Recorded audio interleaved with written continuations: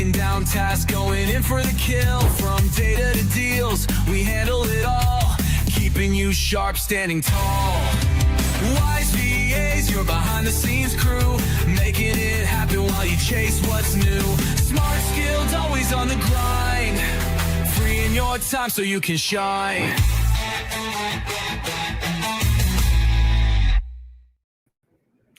Good afternoon, everyone. Welcome to Real Estate Real Results, Building a Smarter Team with Virtual Assistants by Wise VAs, an event designed specifically for real estate professionals, agents, team leads, and investors who are ready to scale smarter, build stronger teams, and delegate more effectively. Our mission today is simple: to give you actionable insights and a proven playbook to help you build a lean, high-performing team powered by the right virtual assistants, systems, and mindset. By the end of this session, you'll walk away with strategies to delegate smarter, hire with confidence, and unlock sustainable growth in your business. Aloha, I'm Lani Koontz. I'm excited to be your host for today. I am actually the founder of KM Collective. We're a preferred partner with Wise VAs. We would love to just support you as you go on your journey in hiring, onboarding, and training your VA. But on behalf of the Wise VAs team, I'd like to thank everyone who's joining us today. We're excited to have you here for an afternoon full of valuable insights and real-world strategies. Again, I'm speaking from Honolulu, Oahu, Hawaii, but I know that we have attendees from all over the world joining us today, so feel free to share where you're coming in from in the chat, and we'd love to see your locations. Before we dive in, a quick reminder: if you have questions or need assistance or need anything, drop those questions in the YouTube chat. We'll be answering everything at the end of the presentation. So now, without further ado, let's get started. I'm thrilled to introduce our speaker of the day, Mike Taravella, real estate investor, systems expert, and CEO of Taravella Holdings. Mike has scaled real estate portfolios and built global teams by leveraging systems thinking and delegation. He's here today to share the same strategies you can start applying right away. Mike, welcome. Mike T, we're excited to have you with us today. Yeah, thank you so much, Lani, and everyone. Super excited to just be have real world examples to just really break down just creating leverage in your world. I promise this is just going to be very hands-on and just helpful to everyone around the world. So happy to be here with you and everyone else. Awesome. Yeah, I feel like I'm inspired by Travis and Taylor's, like, their podcast. So I'm bringing all the energy, and I feel like we're just gonna, blow it out of the water. So yeah, I know, Mike, you have all the knowledge to drop on us. So yeah, just feel free to get started. Yeah, I just got to get the slides up. Perfect. Awesome. So a little bit about myself, Mike Taravella. I've been in commercial real estate for 6 years. But back in the day, I used to be a CPA and auditor for Ernst & Young, where I initially had my first experience with virtual team members in India and around the world, helping us delegating on smaller jobs. And then I used to work for a family office in Detroit with Dan Gilbert, owner of the Quicken Loans and Cleveland Cavaliers. Helped oversee 14 startups and also launched 2 businesses that are still in business today, from tech, media production, and then most importantly in real estate. So I think the overall the biggest things that I've seen of what businesses work and what ones don't is having the right people in the right seats, and also most importantly having systems to make sure we're getting just consistent results over time. So if you're already in this room and learning from the people and in this network, you're already a step ahead. And today, my goal is to just give you the real world examples, and please post any questions or comments in the chat so we can make sure we're addressing those. And I think too, with our portfolio, we oversee 47 properties across the United States, from California to Denver, Colorado. I'm based in Nashville, Tennessee, where we own properties here, and North Carolina. So all of the systems today are with virtual team members that can be done anywhere. I'm just super excited to just help everyone else take over the world, and wherever it is and whatever it is. Love it. So I think the problem many entrepreneurs, no matter the size, whether you're one person or 100-person team, is that you have this mindset and mentality that you have to do everything. And you're by yourself, from wearing your CPA hat to marketing to invoicing to all of these different facets. And today we're just really going to dive in deeper onto not only what to delegate, the framework and how we delegate, and I think most importantly, the secret sauce of just making sure that you're bringing a culture to your virtual teams, to your business, that you can just continue to repeat and have a ton of success with. So first thing I think is the solution is just making sure that we're building the right team in place. And I think the biggest shift that Marcio and the entire network has helped me is making sure that we're hiring not just people to do a job, but make sure they're solving the problem over time. If you're hiring for a specific role, I think you're thinking too small with that task. And you want to make sure that you're hiring people who can solve problems, not just this one, but as you continue to grow and scale. There'll be evolutions of that system over time as you continue to grow and have different problems, because the problems don't go away, but making sure you have those right triggers of what to do and how to solve it. And then the most important, the one I nerd out the most and my team gets excited with, and I know Marcio does too, is just having the most efficient system. Because if you're bogged down in a system that you don't want to do, like Ray Dalio and Dan Martell, is if you don't get past that pain point of just kind of like, oh, I got to do this thing, it just prevents you from doing it and prevents your team from doing it. It creates a negative stigma. And so we just want to make sure that we're doing things efficiently as we grow over time so that we can take over the world.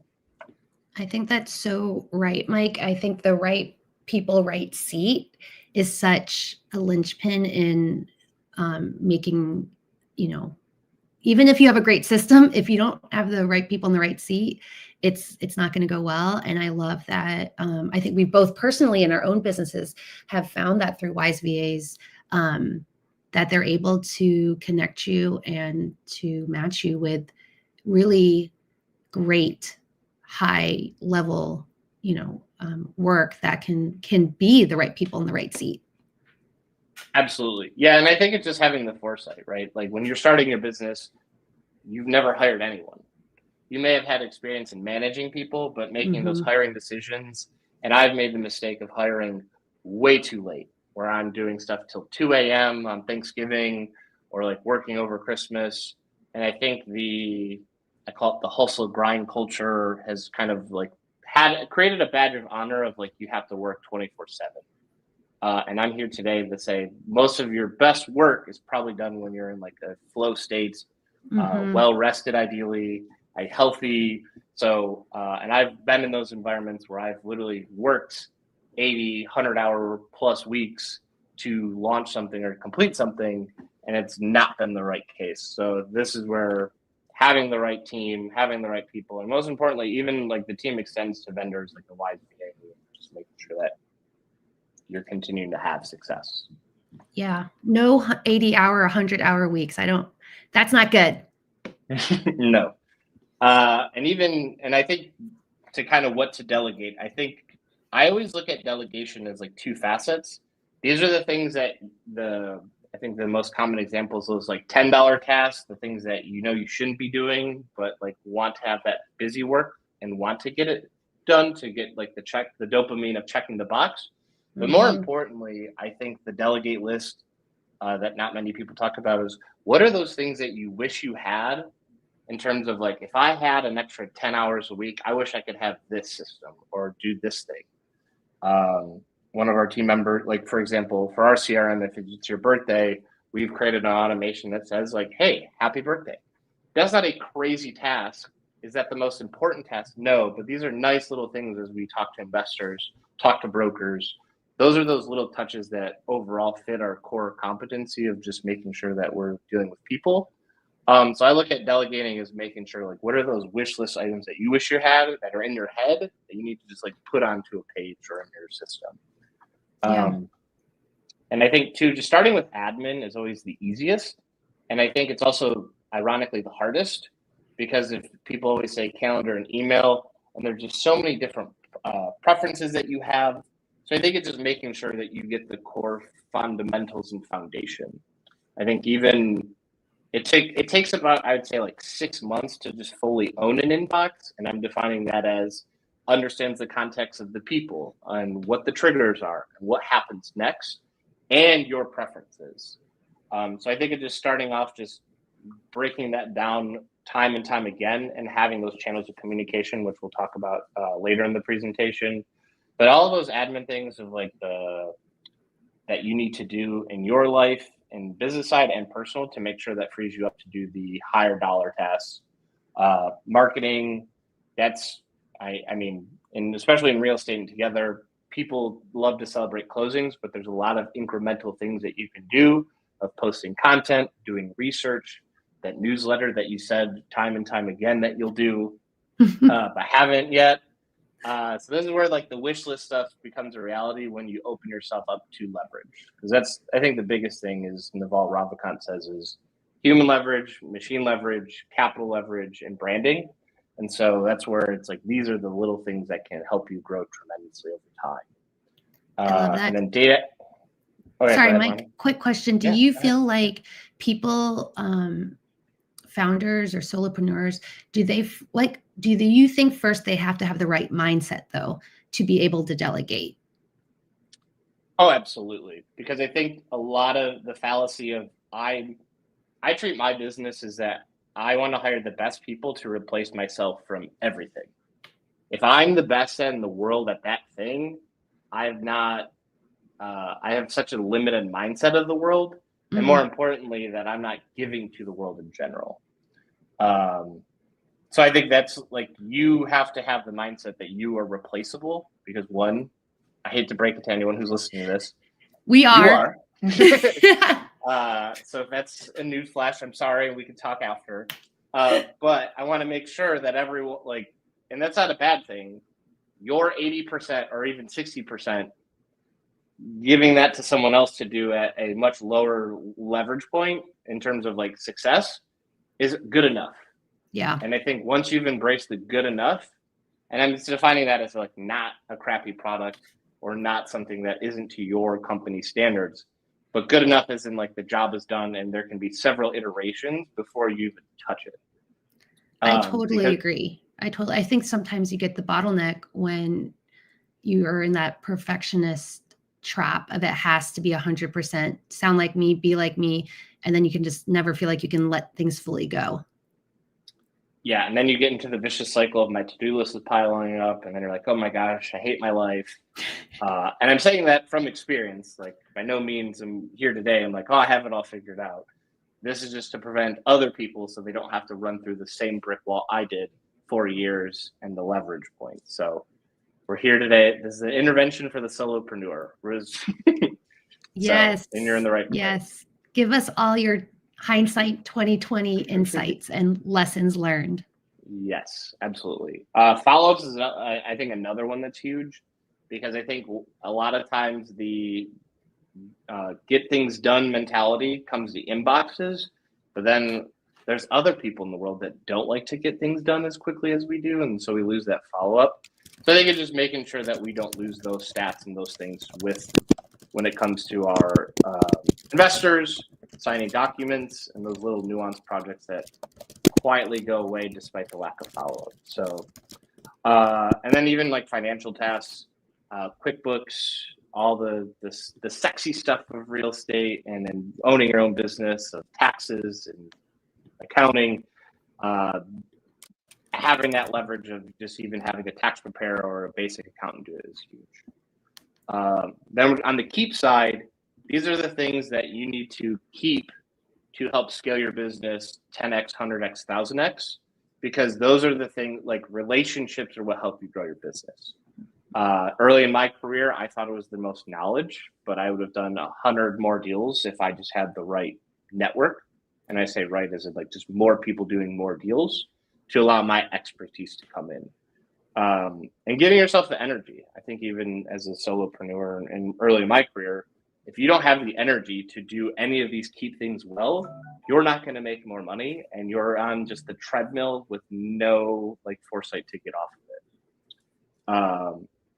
So I think to kind of bridge the gap between these two, it's making sure that you have communication windows for you and your team to not only talk about updates, but more importantly, train. I think also too is having the Asana. We use Asana for our project management, but having those tasks in a project management tool that fits your brain and how it works allows you to continue to create milestones as a team, create templates, create looms, which we use to just make sure tasks are being recorded, so you can, like I said, take over the world. Love it. Yeah. So how I hire VAs, I think most importantly, I've hired directly. I've hired with Wise VAs. I've had the most success with Wise VAs. And I think that's just the biggest thing, most importantly, is the people that I had, when you first delegate, I think the biggest thing is you're looking for the cheapest option, because I think that there's just like an attitude, a mentality of like, oh, this virtual team member is like just to do a job. But I think more importantly, I think overall, the biggest thing is you're looking for outcomes. Mm-hmm. So just continuing to make sure that you can start off at that point, but you may not have as much success. So that's why I always think of just making sure, like, what is this person doing? How does their job, like, what does their role look like in success? And making sure when I'm interviewing them, I'm talking to them as like a human. And I think there's a lot of people who just delegate the task, go away, and then get disappointed. But you're on virtual teams, you have to have that communication, because that's what creates the culture day in and day out. So if they can't communicate, that's a red flag, because then you think about in the virtual world, that's all you're doing is communicating for Slack, emails, etc. And then problem solving is the next thing we're looking for. It's really drilling down, because all of our team members have not had real estate experience, and which is fine, because I want to make sure that when our first few critical hires that I train them to think exactly how I do. And then, because the big thing in the interview that we're looking for is, can they solve problems? If they solve problems, that generally means they take ownership in executing that task, or they take ownership of outcomes. And that's like the biggest thing that I've seen with hiring the best people and hiring people that eventually fizzle out because they're not a good culture fit. So, yeah. And then I think too, even if you're concerned or like, I don't know if this is going to work, creating trials with 30, 60, and 90-day milestones is just the most important to allow us to continue to grow and scale. So I agree. I think finding the right match that has, just generally can solve problems and has that ownership is, I would say, like almost number one, like, because they're going to be able to, interpret that throughout whatever you throw at them. And then also I saw a lot of PTSD with that, Lani, of just like all the hires you I'm like, oh no, yeah. This happened. Yeah, no, and I think that you're right. Like, no one should be, like nervous, because if you have those checks in the 30, 60, 90 days, that's really helpful. Yeah, and I think too, you're going to make mistakes. No one's telling you to be perfect, which is another like therapy point that I've realized as an entrepreneur. No one is seeking perfection. That's just the past and just a lot of other baggage that you're bringing onto others. So I think the biggest thing is measuring progress from that 30, 60, 90 day and working. And I think the best success I've seen, and we'll kind of talk about later, is having those KPIs of what is and isn't acceptable and making sure that you're constantly hitting those. And then just the system I have, I think the biggest thing that we have communication wise, I think what people do that's not great is that they throw tasks at people, minimal communication, minimal follow-up, minimum availability in terms of executing, and minimal support. So I think the biggest thing is communicating. We do a daily huddle. Everyone on our team around the world is on it. And for 15 minutes, we're celebrating our wins from yesterday. And the big thing that we've even shifted now is, what is the constraint we're solving for today and how are we doing it? And that does two things. One, it helps the team not just say the tasks they're going to do, and makes them think, and our whole team, of what is the big problem I'm solving for today. So that helps with prioritization and also helps with approach, because it could be, I want to make sure the team knows what the biggest constraints are for our properties, but also are they handling the right approach? Because if I have to tell everyone how to do everything, that's not the best, and it allows my team to have like, and this is also, our team is, the average tenure of our team has been 2 to 3 years. So these team members have been on the team. Now, when you're first starting off, it's making sure that their priorities is that 30, 60, 90, but over time, we're giving them the freedom to run the business as if it's theirs and just taking that full ownership. So we do daily huddles. We do weekly team huddles where we're going through our quarterly priorities, making sure we're, once again, identifying the constraints, what is preventing them from succeeding, and just being very forefront for like an hour. It's like just a team L10, which is a level 10 meeting from EOS, but it just creates a lot of structure of the team is reporting their key numbers, what's the constraints, and how we can grow. The process document, I think if anyone is looking for their first team member, the best thing I've ever done was I've recorded myself doing a video of the task. And then what I've done is the first duties of the team member when they're joining is taking that video and do written instructions, because then that prevents key person risk of, like, some people are video, they love a video, some people like reading. So that way, if that person stays, great. If that person stays with you long enough, gets promoted and has to delegate that to someone else, you now have a video and you have written instructions to complement it that can be constantly tweaked over time to be the best SOP. And that SOP we attach to our project management tool. So any task that is assigned, the standard is set without you having to do all of the work. And then even like AI, I think, is a very critical tool to allow us to just continue to, I know it's a buzzword now, but over time, I ask our team to try to do things and fail fast, right? What does AI think? What does Claude think? ChatGPT, whatever it is, but it allows your team to give an experiment to see what do they think, what are all these other tools available, and allows them to practice, become better team members, because AI is not going away. I think AI will tweak how the world operates, but I look at it as it'll make the world a more efficient place.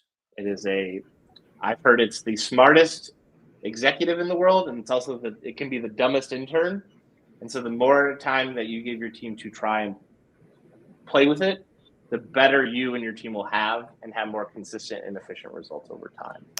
I completely agree. It's nothing, I don't think we should look at AI as something scary that's going to replace humans or virtual assistants. I think it's about embracing what AI can do, teaching your team how to use it, how to leverage it, and then it's just going to super like power your team. So, and then I think too, it's important, teaching very basic, like great prompts, not chasing all the shiny new tools. I think just you guys find what works for your team and just kind of focus and kind of go deep on that. Yeah, I think that's huge. And I think the prompts, that's like the one thing on the AI side. We've had everyone try different things and different prompts, and like we provide resources. So it's like a level setting of like, here's what's worked for me, here's what's worked for you, and just bridging that together. And it's also cool because even there's stuff I had no idea, but our team in the Philippines or Brazil, like everyone has contributed to the growth of AI with that. So that's been super helpful. Even like our American-based teams have created scorecards based on like key objectives that we're reporting on. So awesome. And just a quick time check, Mike, I want to make sure we get to questions too. So for sure, probably, 5 more minutes on kind of what you're sharing, and then we can do some questions. Yeah, absolutely. So I think, and then real quick here, we want to make sure our team members are reporting. I think when you're having your first team member, you want to tell them everything, but over time, you want to make sure the team members are reporting to you as the leader and making sure what levers to pull. And so your team members can execute, but more importantly, it creates an opportunity to escalate problems to the overall team. So this is just our hierarchy. And I share this of like our team members because I think a lot of people are like, oh, can someone do what I do? We have everyone on our team. Edmar is our acquisitions person. He was so nervous in the interview, he didn't say anything. And now he's been with us 3 years, and he went from managing a business in the Philippines to now writing $30 million offers on apartments. Isabella has been overseeing half of our portfolio from Brazil and is doing a phenomenal job. And Ikaro, I jokingly, but not jokingly, say he is my boss and tells me exactly what I need to be doing on a daily basis. And I say that just to make sure that whatever your business is, you can create the leverage. Even on real estate, if you need to check on a property, Uber Eats is a very powerful tool to make sure you're getting that initial leverage to go drive the property, so that if you can't check on something, it's there. But all of this leverage is at your disposal today.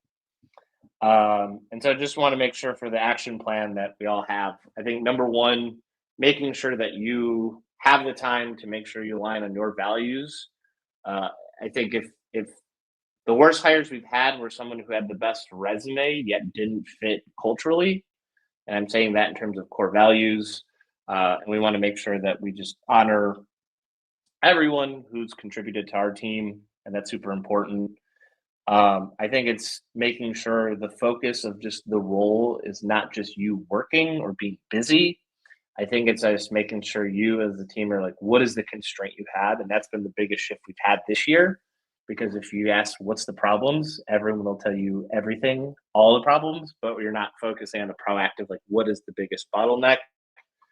And I think too, the coolest thing that we've implemented is fail fast mentality. I want the team to feel uncomfortable. I want the team to just present stuff that isn't complete, because the more iterations you have, the better it'll be. So like, I think an example is like making sure, like the first newsletter we've done versus the one now, completely different, way better. But that's because we've eliminated that perfectionism. Even on meetings, we've installed Murphy beds in units to get them rented. Hey, we tried it, didn't work. We're still here to tell the story and keep it moving. And then this quality of standards and metrics is just making sure that we are measuring success, not by a holistic pass fail, but like, are we progressing forward? Because I think a lot of our team has adopted it sometime early when we were getting our team of like, if we don't hit this number, we're failures. We want to make sure we're progressing towards that number and our stretch goals. And then I think our top core values: execute as owners. The people I hire and our team that do the best take full ownership of it. They care just as much as I do, if not more. And I'm here today to hope to remind everyone on this call that there are phenomenal global talent is the game changer of all game changers to help you. And every day I'm just thankful for all of my team for showing up every day, caring as much, taking our feedback, and just willing to learn and execute so that they're running their business. Because my goal as the CEO is to create owners and their lives of just continuing to scale whatever businesses we need to create to take over the world. Yes, so inspiring, Mike. Yeah. I also agree. I tell my virtual assistant that she's my boss. I mean, they get to the point where, you know, they have that ownership, they know what's going on, and they can, you know, let you know and tell you what's going on. Okay, so one question that came through on the chat is, what's the most successful task you've ever delegated? Like something that used to drain a lot of your time and energy, but that you were able to successfully give away to someone on your team? Yeah, I think one is personal and one is work. The first one is the first thing I've ever delegated. It was grocery shopping with Instacart. I hate it. I've always hated it. And the breaking point was I had to walk in Chicago to the grocery store. My girlfriend couldn't come, and I had to lug all the groceries by myself. And I was like, this is it. And once I delegated that, the game has changed of just like, I mean, Uber Eats, TaskRabbit. So that was like the first bit of leverage I got. And I think the most successful thing for me is like underwriting has helped a ton because it's allowed us to do more deals. But I think more importantly, I'm not the best at marketing myself. And so Icaro helping with our newsletter has engaged more, not only engaged more investors, kept them in the loop of what we're doing, has helpful in just sharing stuff. So people just know what we're doing. So I think that's just been continuing to put yourself out there with the help of others has been like the biggest thing for me. Great. Another question. What advice would you give to someone who struggles with control and perfectionism and has the fear that no one's going to do the job as good as I do it? That's a great question. I think the biggest thing is I would write the risks of what is that task or job or thing preventing you from really doing. A lot of the times where I've been like, no one can do this better than me, it's been like just a world shrinking viewpoint. And I would challenge you to think expansively of like, what else could I be doing? Right. So like example for me for marketing is like social media posting, this webinar, and just making sure that I'm having a viewpoint of like how I can help the world much more than just kind of doing like my accounting or taxes or whatever that badge of honor thing. So I would just frame it as like, how much more can I help the world by delegating this to someone else?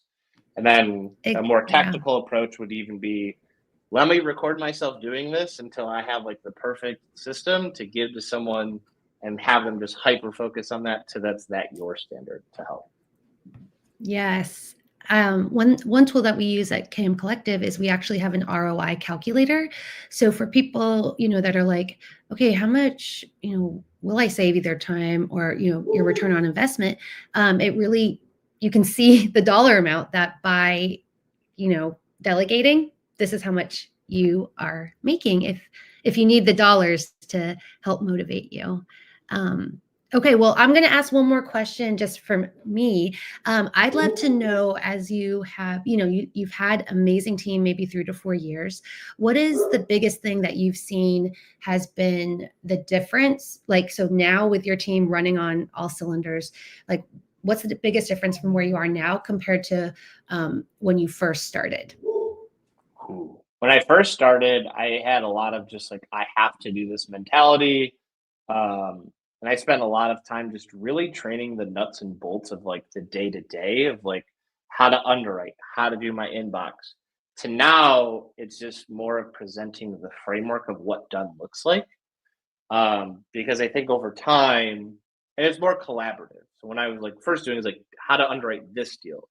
Now it's, hey, present this to the team. And it's more of a orchestrating like what does like getting collaboration from all team members. So when you're starting off, it's very nuts and bolts and facts. And now it's more of like setting the standards and the values. And early in my career, I hated this of like, what are the core values and what is this and what do we stand for? And now it's just making sure I'm living the core values and making sure the team knows them every day so that they live up to the standards that we are holding. So it sounds like super in the sky, but it's really cool to just seeing the team hold the standards that we have with property managers, with contractors all around the world. So that's been the coolest part. Yes, I really see you kind of taking the time to build that strong foundation, communicating your core values, taking the time to like really help with good training. Now you're just, seeing the benefits, you're seeing the fruits of your labor, which is awesome. Like I'm so happy for you. I'm glad you don't have the 90, 100-hour days, and that you're really, have a great team and it's working great for you. So I'm going to wrap it up. Thank you so much, Mike T, for doing an amazing job, dropping the knowledge on us. And just to close out our event, I would just like to thank everyone who attended, who stayed with us until the end. It's been a pleasure to have you with us this afternoon. And just for your next step, so let's say you're watching this live or it's a replay and you're thinking, man, I really need to move forward with this. I need to get the team and the support that I need to scale my business, to delegate so that you can do what only you can do. We're going to have a QR code on the screen. You can book a free strategy call with Wise VAs. And it sounds like we have a 50% discount on your first month of a 40-hour virtual assistant. So that is a no-brainer, guys. Go out there, get that QR code, set up your free call, and take that discount, and you will not regret it. So thank you again, Mike. Thank you to the whole Wise VAs team, and for all of you who've joined us. I hope you guys have a fantastic day. Aloha, and we hope to see you guys again soon.